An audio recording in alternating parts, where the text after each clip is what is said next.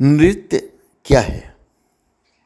यह एक उपक्रम है तन, मन के साथ ही आत्मा में नई ऊर्जा संचारित करने का। रायगढ़ शहर में लोग करियर के लिए जैसे इंजीनियर, डॉक्टर और अन्य दूसरे पेशे को चुनते हैं, उसी तरह कई युवक और युवतियां नृत्य को भी करियर के रूप में चुनती हैं। यह कथक का बहुत बड़ा केंद्र रहा है। आज हम ऐसे ही एक नृत्य के शिक्षक और आजकल की भाषा में अगर कहें तो कोरियोग्राफर प्रेरणा से मुलाकात करते हैं। नमस्कार, मैं विनय पांडे। आपने देखना शुरू कर दिया है मुनादी चौपाल। हमने प्रेरणा देवांगन से मुलाकात की और जाना कि आखिर कोरियोग्राफी का क्या भविष्य है, खासकर छोटे से रायगढ़ जैसे शहर में। प्रेरणा कथक नृत्य में इंदिरा कला एवं संगीत विश्वविद्यालय खैरागढ़ से एमए की डिग्री प्राप्त कर चुकी है। रायगढ़ के कथक गुरु शरद वैष्णव और दिवाकर राव वासनिक से कथक नृत्य की बाकायदा शिक्षा ली। हेमंत महान के सानिध्य में वेस्टर्न डांस और ईश्वर शर्मा से लोक नृत्य यानी फोक डांस की भी शिक्षा उन्होंने ली है। उन्होंने खुद भिलाई, कटक, भुवनेश्वर, दिल्ली, कोलकाता और सिंगापुर जैसे जगह में अपने कथक नृत्य की प्रस्तुति दी है और वहाँ काफ़ी तालियां बटोरी हैं। वे अभी कोरियोग्राफर के रूप में डांस का प्रशिक्षण दे रही हैं, जिसमें कथक, वेस्टर्न वगैरह की कोरियोग्राफी करती हैं और बच्चों को सिखाती हैं। चलिए बात की शुरुआत करते हैं प्रेरणा से। देखिए, कोरियोग्राफी का स्कोप आप छोटे से शहर बोले, बड़े से शहर बोले या छोटे से गांव बोले, सब जगह स्कोप है। क्योंकि डांस कोरियोग्राफी की स्पेशली मैं बात करूंगी। आजकल डांस इतना इम्पॉर्टेंट हो गया है, सब सीखना चाहते हैं, सबके लिए बहुत इम्पॉर्टेंट है। आजकल टीवी जो एक मीडिया हो गया है, टीवी या फिर हम यूट्यूब्स वगैरह कहें, सब डांस देखते हैं और अट्रैक्ट होते हैं। उसके लिए हमें छोटे शहर या बड़े शहर की बात बोलनी तो ठीक नहीं है। सब देखते हैं, सब अट्रैक्ट होते हैं और सब सीखना चाहते हैं। तो एक तो होता है गॉड गिफ्ट होता है, बॉडी में होता है ऑलरेडी डांस, और कुछ लोग होते हैं जो सीखना चाहते हैं। उसको सीखने के लिए कोरियोग्राफर की ज़रूरत पड़ती है। इसीलिए कोरियोग्राफी बहुत अच्छा फील्ड है अगर कोई चुनता है इस फील्ड को आगे बढ़ने के लिए, क्योंकि सिखाने को मिलता है, बच्चे आपको देख के सीखते हैं और बहुत सारी चार्मिंग फील्ड है कह सकते हैं हम, एक ग्लैमरस फील्ड है, तो सब अट्रैक्ट भी होते हैं इस फील्ड से। मैंने शहर की बात, अगर कोई एज अ करियर इसको चूज करना चाहे तो क्या क्या हो सकता है? अगर कोई इसे एज अ करियर चूज़ करना चाहता है तो बहुत कुछ हो सकता है। पहले तो उसको सीखना पड़ेगा, क्योंकि कोरियोग्राफी में बहुत सारे टेक्निक्स होते हैं जो हमको आने चाहिए सिखाने के लिए।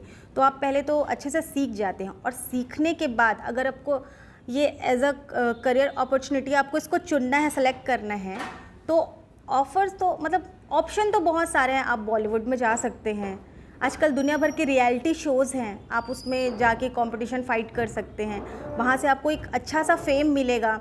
आजकल जो हमारे बड़े बड़े कोरियोग्राफर्स हैं वो अपने असिस्टेंट के रूप में भी रखते हैं। नए जो न्यू कमर्स होते हैं, न्यू डांसर्स होते हैं, उनको ये एक फील्ड है। और आप उधर नहीं जाना चाहते, अब जैसे हम छत्तीसगढ़ में हैं, रायगढ़ छत्तीसगढ़ में भी हॉलीवुड काफ़ी फेमस अब होता जा रहा है। न्यू एल्बम्स आए दिन लॉन्च हो रहे हैं, तो उसमें भी कोरियोग्राफी की ज़रूरत पड़ती है। एज अ कोरियोग्राफर आप वहाँ कोरियोग्राफ कर सकते हैं। अर्निंग भी अच्छी है, फेम भी है, और एक नाम तो फिर होता ही है। जब आप कोरियोग्राफी करते हैं, किसी गाने पर डांस तैयार करते हैं, तो किन किन चीज़ों का ध्यान ज़्यादा रखते हैं? मसलन उसके भाव, उसके मतलब उसके भाव के अलावा ये जो उसके स्टेप्स और मतलब शब्द, बहुत सारी चीज़ें होती हैं, तो किन बातों का ज़्यादा ध्यान रखा जाता है? कोरियोग्राफी के लिए क्या क्या चीज़ें इंपॉर्टेंट हैं? कोरियोग्राफी के लिए बहुत सारी चीज़ों को हमको ध्यान में रखना पड़ता है। सबसे पहले तो जो जिस पे हम कोरियोग्राफ कर रहे हैं, जैसे कोई सॉन्ग पे कोरियोग्राफ करते हैं, तो उस सॉन्ग के बीट्स, उसके ट्यून, कोई फास्ट रिदम के होते हैं, कोई स्लो रिदम के होते हैं, वो हमें देखना होता है। कुछ फास्ट रिदम के हैं तो ओह शिट!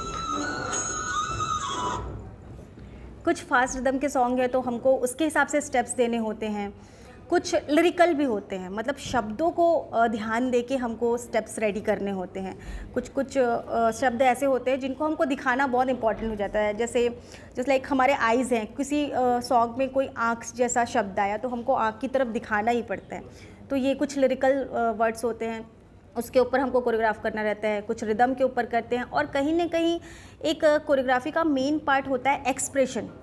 एक्सप्रेशन भी बहुत इंपॉर्टेंट होता है, मतलब गाना क्या कहना चाहता है वो हमको किसी फेस के थ्रू ही हम लोगों तक पहुंचा सकते हैं। तो एक्सप्रेशन भी बहुत इंपॉर्टेंट होता है और मोस्ट इम्पॉर्टेंट चीज़ इसमें ये होता है कि जो कर रहा है उस गाने को, जिस पे हम देख रहे हैं, जिसको हीरो को या हीरोइन को, तो उनकी बॉडी लैंग्वेज क्या कहती है, कितना वो कर सकते हैं।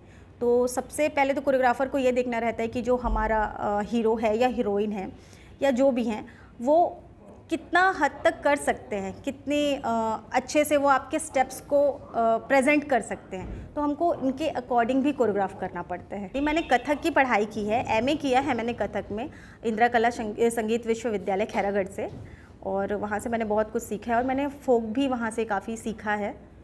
तो ये सारी नॉलेज तो मुझे खैरागढ़ से मिले। और यहाँ मेरे गुरु श्री शरद वैष्णव जी हैं, उनसे मैंने कथक की शिक्षा ली है। दिवाकर राव वासनिक जी हैं, उनसे भी मैंने कथक सीखा है। और वेस्टर्न मैंने सीखा है मेरे गुरु हेमंत महन जी से, उनसे ही मुझे रिदम बीट्स के नॉलेज हुए हैं।